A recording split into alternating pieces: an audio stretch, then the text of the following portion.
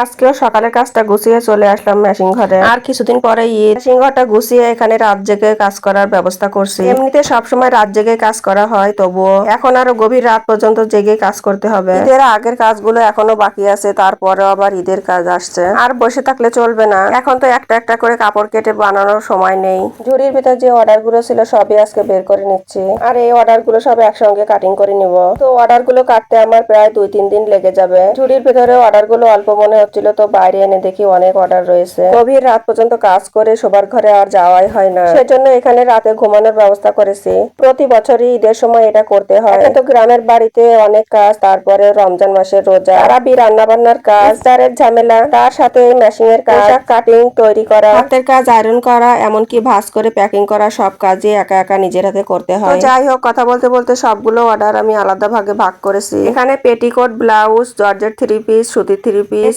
বাচ্চাদের ফ্রক, সব ড্রেস গুলো আলাদা আলাদা করে ভাগ করেছি। আজকে থেকে এইগুলো কাটিং করা শুরু করব। বাসার কাজগুলো সেরে এই কাজগুলো করতে হবে, 3 থেকে 4 দিন সময় লেগে যাবে। বাড়ির কাজ বাদে যদি শুধু এগুলোই করতাম তাহলে 2 দিনে সব কাটিং করা হয়ে যেত। সমস্যা নেই, এগুলো তো আমার অভ্যাস হয়ে গেছে। এগুলো ছাড়াও ঈদের আগ পর্যন্ত আর কত অর্ডার আসবে তার কোনো ঠিক নেই।